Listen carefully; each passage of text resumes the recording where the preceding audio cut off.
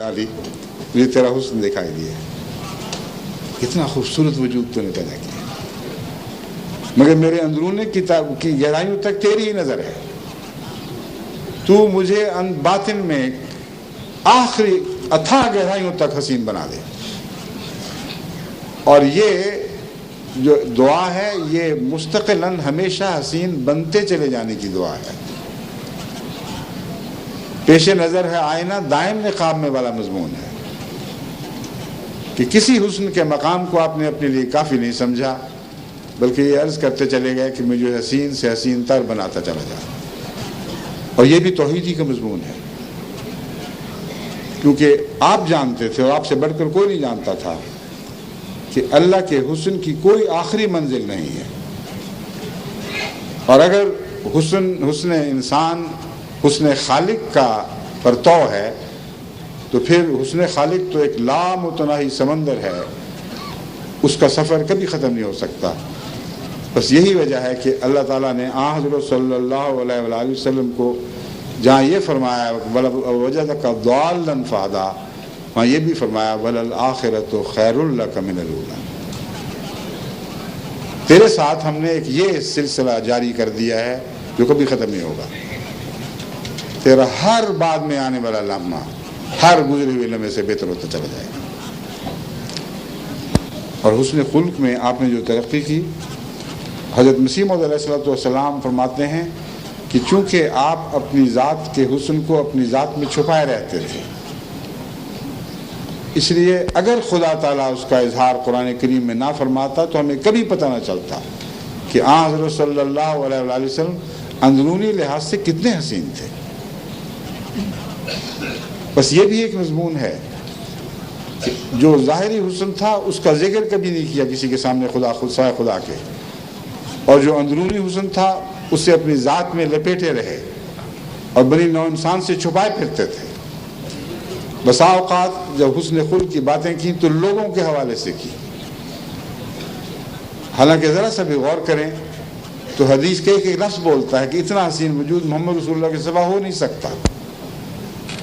بس لوگوں کے حوالوں سے اپنی باتیں کیا کرتے تھے، اور یہ جو لوگ ہیں ان کا نام بھی نہیں، کچھ پتہ نہیں کون تھے، اس لیے کہ حضور صلی اللہ علیہ وآلہ وسلم کی طبیعت میں حجاب تھا، اور بطور نبی کے مجبور تھے بعض اپنی صفات کو دوسروں کے سامنے بیان کرنے پر تاکہ ان کی تربیت ہو۔ اور حجاب ایسا تھا کہ یہ نہیں کہتے تھے کہ دیکھو میں یہ ہوں اس لیے تم ایسے بنو۔ جب میں کا حوالہ دیا ہے ہمیشہ تقویٰ کے مضمون میں سے حوالہ دیا ہے، اتقاکم، میں تم میں سب سے زیادہ متقی ہوں۔ اور یہ وہ مضمون ہے جس کو خدا تعالیٰ خود بار بار قرآن میں کھول چکا ہے، مگر تمام دوسری روایات اور حکایات جن میں حضرت صلی اللہ علیہ وآلہ وسلم بیان فرماتے ہیں ایک خدا کا بندہ ایسا تھا جس نے یہ کیا، ایک خدا کا بندہ ایسا تھا جس نے یہ کیا، اس میں اوروں کے بھی ذکر ہیں، مگر بسا اوقات انسان پہچان لیتا ہے کہ محمد رسول اللہ کی ذات ہے جس کا بیان ہو رہا ہے۔ بس اخلاق و عادات کو ہمیشہ سنوارتے چلے جانا یہ حضرت صلی اللہ علیہ وآلہ وسلم کو عطا ہوا، اور اس شان سے عطا ہوا کہ ایمان کی ہر شاخ پر آپ کا خلق حاوی ہو گیا۔ ایمان سے ہی خلق بنتا ہے، کیونکہ اللہ تعالیٰ پر ایمان دراصل اس کی صفات پر ایمان ہے، اور یہ بات بھی آپ کو خوب اچھی طرح ذہن نشین کر لینی چاہیے کہ محض یہ کہہ دینا جی ہم ایمان لے آئے یہ کافی نہیں ہے۔ ایمان کس چیز پر لے آئے؟ ایک انسان پہاڑ کو دیکھتا ہے کہ میں ایمان لاتا ہوں یہ پہاڑ ہے، مگر اس کو کیا پتا کہ اس پہاڑ کے اندر کیا کیا صفات ہیں، کون کون سی معدنیات ہیں، کون کون سے فوائد اس کے ساتھ وابستہ ہیں، اس کے اندر جو نباتات اگ رہی ہیں ان کی کیا حیثیت ہے، جو جانور مخفی ہیں وہ کس غرض سے پیدا کیے گئے ہیں۔ غرضی کے پہاڑ بھی تو ایک علوم کا پہاڑ اپنی ذات میں چھپائے پھرتا ہے، مگر حضرت صلی اللہ علیہ وآلہ وسلم کو بھی ایک پہاڑ کے مشابہ قرار دیا گیا ہے، ایک ایسے پہاڑ کے مشابہ جس کی کوئی مثال نہیں ہے۔ فرمایا ہم نے وہ وحی جو محمد رسول اللہ پہ نازل فرمائی ہے اگر پہاڑوں پر بھی نازل کرتے تو وہ ٹکڑے ٹکڑے ہو جاتے اور خدا کی حیبت سے زمین پر بیچ جاتے۔ یہ محمد ہے جو آگے بڑھا اور اس امانت کو قبول کیا، اس کے بار کو اٹھا لیا۔ پس جب میں پہاڑ کی بات کرتا ہوں تو محض ایک فضی قصہ نہیں جو تعریف کرنے کی خاطر میں پہاڑ کا ذکر کر رہا ہوں۔ خدا تعالیٰ یہ نہیں فرماتا ہے کہ محمد رسول اللہ ایک پہاڑ ہیں، فرماتا ہے پہاڑوں سے بڑھ کر ہیں۔ جو صفات پہاڑوں میں ہیں ان سے بڑھ کر حضرت محمد رسول اللہ کی ذات میں پائی جاتی ہیں۔ اور وہی کا اس سے کیا تعلق ہوا، اور پہاڑوں کے ٹکڑے ٹکڑے ہونے کا مضمون ہے کیا؟ جب آپ پہاڑوں کے حالات پر غور کریں تو پھر ان کے حوالے سے رفتہ رفتہ حضرت صلی اللہ علیہ وآلہ وسلم کی بھی شناسائی ہونے لگتی ہے۔ پہاڑوں پر بجلیاں کڑکتی ہیں اور بڑی بڑی چٹانوں کے دل پھٹ جاتے ہیں۔ پہاڑوں پر زندگی بخش پانی اترتا ہے اور اس پانی کے نتیجے میں تمام زمین پر زندگی کی بنیاد ڈالی جاتی ہے، اور زندگی کا سہارا بن کر اس پانی کو مختلف صورتوں میں خدا تعالیٰ مختلف وقتوں کے لیے جمع رکھتا ہے۔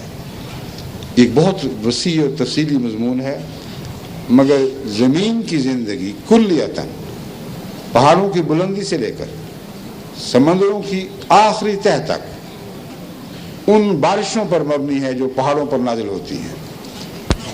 بس پیغام یہ تھا کہ محمد رسول اللہ پر بھی وہی نازل ہوئی ہے اور ان تمام صفات کو لے کر نازل ہوئی ہے جن کو سنبھالنے کا، جن کو برداشت کرنے کا پہاڑوں کو بھی حوصلہ نہیں تھا۔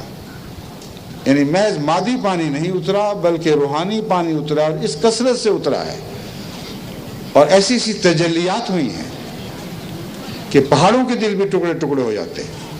مگر محمد مصطفیٰ صلی اللہ علیہ وآلہ وسلم نے بنی نوع انسان کی محبت میں اور اللہ کی محبت میں اس بار امانت کو اٹھا لیا۔ انہ کان ظلوما جہولا، کیسا اپنے نفس پر ظلم کرنے والا ہے، کیسا جہول ہے، عاقبت کی کچھ بھی پرواہ نہیں کی، یعنی اپنی عاقبت خدا کے حوالے سے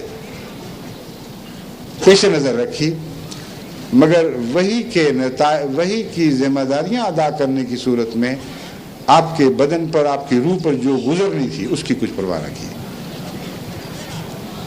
اور عواقب سے بے خبر ہو کر یہ بوجھ اٹھا لیا ہے۔ بس حضرت صلی اللہ علیہ وآلہ وسلم کی ذات میں آپ کو خدا کے وہ فیوز دکھائی دیتے ہیں جو تمام کائنات کے فیوز کا خلاصہ ہی نہیں، ان سے بڑھ کر ہیں۔ ان معنوں میں آپ تمام کائنات سے افضل ہیں، پہاڑوں سے افضل ہیں، تو گویا زندگی کی ہر ضرورت آپ کی ذات سے وابستہ ہے، کوئی ایک ادنا بھی ضرورت نہیں جو آپ کے ذریعے بنی نوع انسان کو عطا نہ کی گئی۔ پہاڑوں کے وجود کو نکال دیں تو زمین سے زندگی کا وجود سمٹ کر الگ ہو جائے گا۔ ناممکن ہے کہ زندگی قائم رہے اگر پہاڑ نہ ہو۔ تو حضرت صلی اللہ علیہ وآلہ وسلم سب پہاڑوں سے بلند تر روحانی پہاڑ تھے جن پر زندگی کی بارشیں ہوئیں اور جن پر خدا تعالیٰ کی حیبت سے زلزلے طاری ہوئے۔ اب پہاڑوں پر جب بجلیاں گرتی ہیں، حضور پر تو تجلیات اترتی تھیں تو لرزہ ضرور طاری ہوتا ہے اور زمین کانپنے لگتی ہے۔ بین ہی نقشہ حضرت صلی اللہ علیہ وآلہ وسلم کا حدیث میں محفوظ ہے، اور راوی بیان کرتے ہیں کہ بعض دفعہ خدا کے جلال اور اس کی جمال کی باتیں کرتے ہوئے حضرت محمد رسول اللہ کا بدن کانپنے لگتا تھا، یہاں تک کہ ممبر لرزنے لگتا تھا جس پر آپ کھڑے ہوتے تھے۔